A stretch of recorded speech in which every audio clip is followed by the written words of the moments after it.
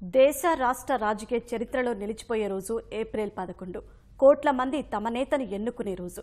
పలు ప్రాంతాల్లో స్థిరపడిన వారంతా బాధ్యతగా సొంతూళ్ల బాట పట్టే రోజు. ఈసారి కూడా రైళ్లు బస్సుల్లో ముందస్తుగా సీట్లు బుక్ చేసుకుంటూ స్వస్థలాలకు కదిలేందుకు ఓటర్లు సిద్ధమవుతున్నారు. ఆర్టీసీ, రైల్వే శాఖలు ప్రత్యేక ఏర్పాట్లలో నిమగ్నమయ్యాయి.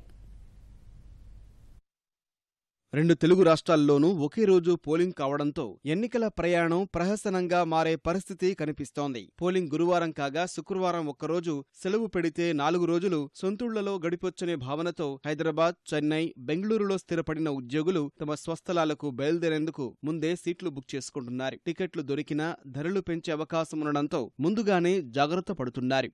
ఆన్లైన్ ద్వారానే కాకుండా సమీపంలోని బస్టాండ్లు, రైల్వే స్టేషన్లకు వెళ్లి సీట్లు, బెర్తులు దక్కించుకునే పనిలో పడ్డారు. హైదరాబాద్ నుంచి రాయలసీమ జిల్లాలు, కోస్తాంధ్ర, ఉత్తరాంధ్ర జిల్లాలకు నడిచే చాలా బస్సుల్లో ఇప్పటికే సీట్లు నిండిపోయాయి. ఏప్రిల్ 6న ఉగాది పండుగ తర్వాత పోలింగ్ రోజుకు 4 రోజులే గడువు ఉండడంతో కొందరు సెలవులు తీసుకుని మరీ ముందుగానే స్వస్థలాలకు చేరుకునేందుకు సిద్ధమవుతున్నారు. ఫలితంగా ఏప్రిల్ 6కు ముందు తర్వాతి రోజుల్లో బస్సులు, రైళ్లలో సీట్లు దొరికేందుకు కష్టమవుతోంది. డిమాండ్ దృష్ట్యా ఏపీఎస్ఆర్టీసీ ఏప్రిల్ 10న హైదరాబాద్ నుంచి ఏపీలోని పలు ప్రాంతాలకు 220 ప్రత్యేక బస్సులు నడపాలని నిర్ణయించింది. విజయవాడ, కర్నూలు, గుంటూరు జిల్లాలకు 30 బస్సులు, ఒంగోలుకు 50, రాజమహేంద్రవరానికి 20, ఏలూరుకు 20, నెల్లూరుకు 10 ప్రత్యేక బస్సులు ఏర్పాటు చేశారు. టీఎస్ఆర్టీసీ కూడా హైదరాబాద్ నుంచి విజయవాడ, రాయలసీమలోని పలు జిల్లాలకు ఓటర్ల సౌకర్యార్థం అదనంగా బస్సులు ఏర్పాటు చేయాలని నిర్ణయించినట్టు తెలుస్తోంది.